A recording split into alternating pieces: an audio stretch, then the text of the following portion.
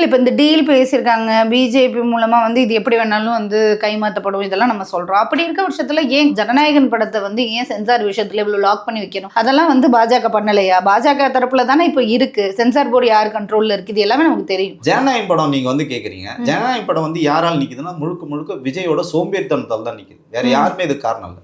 நீங்கள் இப்போ போகிறீங்களே revising committee, இது அப்போ முன்னாடி போயிருக்க வேண்டியது தானே. இது பார்த்தீங்கன்னா தீபாவளிக்கு வர வேண்டிய படம், தீபாவளிக்கு அப்புறம் வந்து பொங்கலுக்கு வந்தது. பொங்கலுக்கும் ஏன் வரலன்னா உங்க கூட வந்த படம் தானே அது. பராசக்தி படம் வெளியில வந்தது இல்லை, ஏன் உங்க படம் வரலன்னா 27 கட்டு கொடுத்து அது வந்துருச்சு ஒரு வழியா வெளியில வந்துருச்சு. இந்த படம் வராதுக்கு காரணம் என்னன்னா வேண்டுமென்றே நிறைய இடத்துல இவங்க வந்து தவறு பண்ணியிருக்காங்க. கரூர் சம்பவம் முழுக்க முழுக்க ஷூட்டிங் தான் பண்ணியிருக்காங்க. இதை நான் சொல்லலை. இப்போ நம்ம சொன்னாதான் என்ன ஒரு 2500 கோடி பணம் வாங்கிட்டான்னு சொல்லிட்டாங்க. இது வந்து ஷூட்டிங். இதெல்லாமே முன்னணி ஊடகங்களே சொல்லியிருக்காங்க.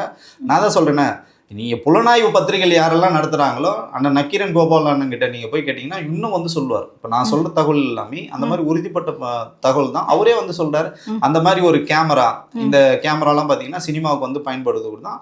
அதெல்லாம் இன்னைக்கு எல்லாமே சிபிஐ கிட்ட எடுத்திருக்காங்க. இப்போ ஒருவேளை இதை வந்து தமிழக அரசாங்கம் இந்த எஸ்ஐடி போட்டாங்களா, இந்த ஆணையம் வந்து இதை விசாரிச்சிருந்தாங்கன்னா இந்த கேஸுக்கு இந்நேரம் ஒரு தீர்வு கிடைச்சிருக்கும். விஜய் உள்ளபடியே இந்நேரம் ஜெயிலில் தான் வந்து இருந்திருப்பார். அதனால தான் பார்த்தீங்கன்னா இவர் காப்பாற்றும் முயற்சியாக பாஜக தான் பார்த்தீங்கன்னா இதை யார் கேட்டாங்கன்னு பார்த்தீங்கன்னா பாஜக சார்ந்தவங்க அதிமுக சார்ந்தவங்க தான் கரூர் வழக்கை வந்து சிபிஐக்கே வந்து மூவ் பண்ணாங்க.